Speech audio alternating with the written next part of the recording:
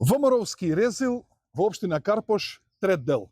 Градоначалникот на општина Карпош Сотир Лукровски цела недела не се појавува на работа, иако боледувањето, наводното боледување му истечено на 35 и на кое што му пишува дека вработениот треба да се јави на работа на 35. Од тогаш до денеска тој не се појавува на работа, а Законот за работни односи член 82 став 1 е јасен.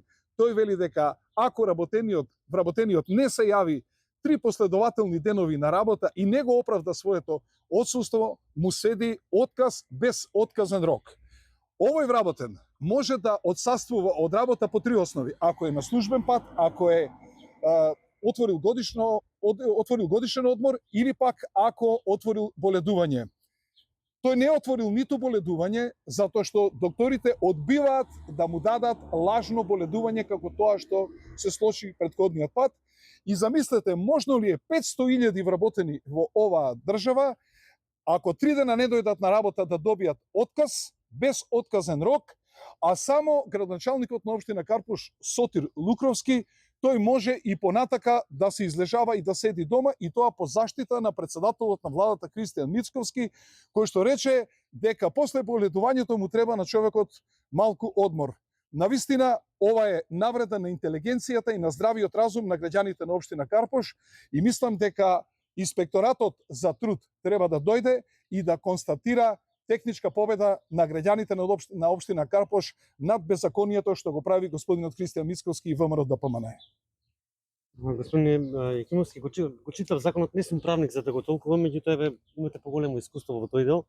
Фатил некои забелешки, вика дека согласно законот во делот на надлежности на градоначалникот му престанува мандатот по сила на закона, кој меѓу другото во случај на неоправдано отсуство подолго од 6 месеци ако престане да биде жител на општина Карпош во ситуација. Е сега за оправданоста на отсуството, градоначалникот подолго од 6 месеци одлучува советот со двотретинско мнозинство од вкупниот број на членови на советот. И сега ако е вака поставен законот, ама законот за работни односи е системски закон. Тој е основен закон за секој вработен во оваа држава и тој не може да важи за сите останати, освен за љубимецот, односно другарот на Кристијан Мицковски, да не доаѓа на работа, да нема никакво оправдување и тоа да се толерира, и тоа се случува во услови кога директорката на Центар за јавно здравје држи пресови во кои што кажува дека луѓе не доаѓале на работа, а земале плата. А во конкретниот случај овде во општина Карпош тој зема 3000 евро бруто плата. И ние општина Карпош плаќа 20 градоначалници, практично како да нема ниту еден градоначалник. Гледате овој градоначалник, секој ден се слика како коси, односно нема буквално никаква идеја што да се прави со општината. Ќе се вратам, не законот за работни односи. Тој е системски закон, тој е основен закон, дали ме разбирате? Тој е основен закон и ние сите мора да се раководиме по тој закон.